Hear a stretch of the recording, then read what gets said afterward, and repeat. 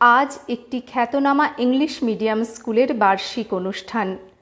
গেটের চারিধারে নামি দামি সারিবদ্ধ গাড়ি, তারই মাঝ দিয়ে একটি নীল বাতিওয়ালা গাড়ি সোজা স্কুলে প্রবেশ করল। গেটকিপাররা স্যালিউট জানালো। বডিগার্ড কারের গেটটা খুলতেই নেমে এলেন ডিস্ট্রিক্ট ম্যাজিস্ট্রেট সাহেবা মিস অনুপমা সেন, আজকের আমন্ত্রিত চিফ গেস্ট। অতিথি আপ্যায়নে খামতি না রেখে সোজা নিয়ে যাওয়া হলো স্টেজে আরও বিশিষ্ট অতিথিরা আছেন। সামনের সারিবদ্ধ চেয়ারগুলোতে সকল অভিভাবক সমেত ছাত্রছাত্রীরা এবং সকল স্কুল স্টাফেরা বসে সরগরম স্কুল প্রাঙ্গণ। প্রিন্সিপাল ম্যাডাম কিছু উদ্বোধনী ভাষণ দেওয়ার পরই ঘোষক প্রধান অতিথিকে কিছু বলার জন্য অনুরোধ করলেন। পুষ্পস্তবকটি টেবিলে রেখে পোডিয়ামের লাউড স্পিকারের সামনে দাঁড়ালেন অনুপমা দেবী, অনুপমা সেন, ডিস্ট্রিক্ট ম্যাজিস্ট্রেট। বহু সম্বর্ধনা সভা বা প্রশাসনিক কাজে স্পিচ দিয়েছেন। ভাষণ দেওয়াটা তার কাছে নিত্যকার ব্যাপার, কিন্তু আজ তাকে কেমন যেন একটু অন্যমনস্ক দেখালো। সামান্য শ্রদ্ধা জ্ঞাপনপূর্বক কথা বলেই বললেন, আজ আপনাদের একটি গল্প বলতে চাই। ভবেশবাবু একজন অবসরপ্রাপ্ত শিক্ষক ছিলেন।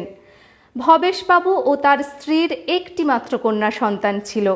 অনেক আদরের একমাত্র কন্যাকে যথোপযুক্ত উচ্চশিক্ষিত করে যথাসময়ে একটি উপযুক্ত ছেলের সঙ্গে বিয়ে দিয়েছিলেন। অবসরের কয়েক বছর আগেই বিপত্নিক হন। তাঁর বাড়িতেই এক মহিলা মালতী দেবী। মালতী দাস তার একমাত্র কন্যা সন্তানকে ওনার বাড়িতে কাজ করতেন। একা ভবেশবাবুর রান্নাবান্না, বাড়ির কাজ, এক কথায় ভবেশবাবুর দেখভালের কাজ করতেন।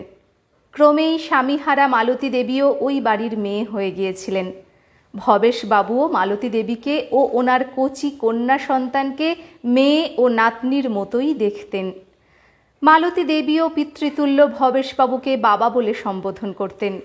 তার ছোট্ট মেয়েটি ওনাকে দাদু বলতে অজ্ঞান। ঘরে সাজানো বইগুলো থেকে দাদু ছোট্ট মেয়েটিকে ছোট ছোট নীতিমূলক গল্প, কবিতা শোনাতেন। বেশ আনন্দেই কাটে। নাতনিটির পড়ার আগ্রহ দেখে দাদু তাকে বড় স্কুলে ভর্তি করার মনস্থ করলেন। একদিন এলো সেই ভর্তির দিন। মালতী দেবী সকাল সকাল রান্নাবান্না সেরে মেয়েকে সাজিয়ে গুছিয়ে দিলেন। আজ তার কি আনন্দের দিন তা বলে বোঝানো মুশকিল। দাদুকেও একটি সাদা ধুতি পাঞ্জাবি আলমারি থেকে বের করে দিলেন। গলি পেরিয়ে বড় রাস্তার মাইল খানেক দূরেই স্কুলটি। তাই দাদু নাতনি মিলে গল্প করতে করতে পায়ে হেঁটেই গেল স্কুলে। স্কুলের গেটের সামনে বড় বড় গাড়ি, স্যুট টাই পরা অভিভাবকরা তাদের ছেলে মেয়েদের নিয়ে স্কুলে ঢুকছেন। দাদু নাতনিও ঢুকলেন। এক বড় অডিটোরিয়াম হলে সবাই বসে, তারাও বসলেন। এক এক করে নাম কল হতে লাগলো। এক এক করে যাচ্ছে। একসময় তাদেরও ডাক পড়ল। দাদু নাতনি আনন্দে ঢুকলেন সেই ইন্টারভিউ নেওয়ার ঘরে। এসি ঘরে বিশাল গোল টেবিলে বেশ কয়েকজন ম্যাডামের তীক্ষ্ণ দৃষ্টি দাদু নাতনির দিকে, হয়তো তাদের সাধারণ পোশাক দেখে। দাদুও হয়তো মনে মনে ভাবছিলেন, এই টুকুটুকু বাচ্চাদের ভর্তির জন্য এত আয়োজন কেন। দুজনেই দুটি চেয়ারে বসলেন। প্রিন্সিপাল ম্যাম প্রশ্ন করলেন মেয়েটির দিকে তাকিয়ে, তোমার নাম কি? মেয়েটি নাম বলল। কিসে করে এলে স্কুলে? পায়ে হেঁটে। এরপর দাদুর দিকে তাকিয়ে, আপনি কে হন মেয়েটির? দাদু। ওর ফাদার মাদার আসেনি কেন? আমার নাতনিটির বাবা ইহ জগতে নেই, মা ঘরের কাজে ব্যস্ত, তাই আমিই নিয়ে এলাম, আমি তার অভিভাবক। কিন্তু বাবা মায়ের আর্থিক সঙ্গতি তো আমাদের জানা দরকার, তাদের শিক্ষাগত যোগ্যতা জানা দরকার। তাই আমার নাতনির মা গৃহকর্ত্রী, আমি তার অভিভাবক, আমি তাকে বাড়িতে পড়াবো। এটা একটা ইংলিশ মিডিয়াম স্কুল, ব্রিটিশ ইংলিশে পড়ানো হয়। অনেক বড় বড় পোস্টের ব্যক্তিরা এখানে বড় বড় অ্যামাউন্টের ডোনেশন দিয়েও তাদের চিলড্রেনদের ভর্তি করাতে চায়। বাচ্চাদের পড়ানোর জন্যও বাড়িতে টিউটর দিতে হবে, পারবেন তো সামলাতে? আমি একাই ওকে পড়াবো, সামলে নেব ঠিক। একা সামলানো আপনার পক্ষে মুশকিল হবে, তার উপর আপনি রিটায়ার করেছেন। তাই বলছি আপনি অন্য স্কুলে চেষ্টা করে দেখতে পারেন। বলেই প্রিন্সিপাল ম্যাডাম বক্র চাউনি চেয়ে চোখ ঘোরাতে যাবে, এমন সময় দাদু প্রশ্ন করলেন ম্যাডামকে, আপনার এখানে কোনো মন্তেসরি কোর্স পাশ করা শিক্ষক বা শিক্ষিকা আছেন? ম্যাডাম একটু ইতস্তত বোধ করে না নেই, তবে ডক্টর পারমিতা সেন ম্যাডামের বই ফলো করি, ওনার ভিডিও লেকচার দেখানো হয়। ডক্টর পারমিতা সেনকে চেনেন আপনারা? হ্যাঁ, উনি রাষ্ট্রপতি অ্যাওয়ার্ড প্রাপ্ত অধ্যাপিকা, উনি মন্তেশ্বরী কোর্সে পিএইচডি করেছেন। ওনার লেখা অনেক বই আমাদের লাইব্রেরিতে আছে।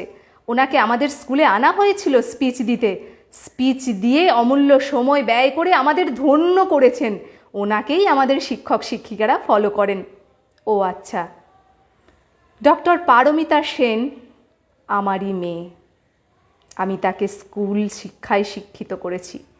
এই কথা শুনে সকল শিক্ষক শিক্ষিকারা চেয়ার ছেড়ে উঠে দাঁড়িয়ে বললেন, সরি স্যার।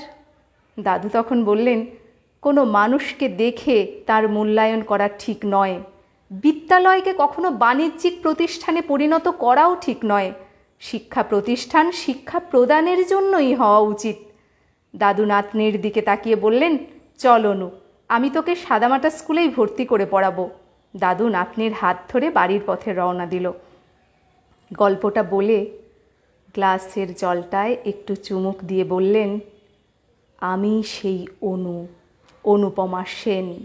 সেদিনের পর আজ দ্বিতীয়বার এই স্কুলে এলাম। সেদিন আপনারা আমাকে তাড়িয়ে দিয়েছিলেন, আর আজ আমাকে বক্তৃতা করতে ডেকেছেন। দাদু নেই, তিনি নিশ্চয়ই উপর থেকে হাসছেন। এখন সবাই প্রশ্ন করবেন, আমার পদবী দাস হওয়া উচিত, সেন হলো কি করে? উনি আমার অভিভাবক হয়ে সকল সময় আমার পাশে আপনজন হয়েছিলেন। উনি আমাকে অনুপমা সেন আইএএস বানিয়েছেন। আজ উনি নেই, কিন্তু সকল সময় ওনাকে স্মরণ করে আমি কাজ শুরু করি। প্রণাম দাদু। আজ আমিও তাই বলবো, প্রকৃত শিক্ষায় কোনো চাকচিক্যের দরকার হয় না, সৎ ইচ্ছেটাই বড় কথা। সকল শিক্ষক শিক্ষিকা ও আমার প্রিয় ছাত্রছাত্রীদের বলবো, স্কুল বা শিক্ষা যেন অহংকার না হয়। শিক্ষায় নম্রতা ও সৎ ইচ্ছার দরকার, তবেই প্রকৃত শিক্ষা লাভ হয়, তবেই একটা বিদ্যালয় বড় হয়, বড় মাপের মানুষ হওয়া যায়, ঠিক আমার দাদু শ্রী ভবেশ সেনের মতো। সকলকে নমস্কার জানিয়ে আমার বক্তব্য শেষ করলাম। ধন্যবাদ।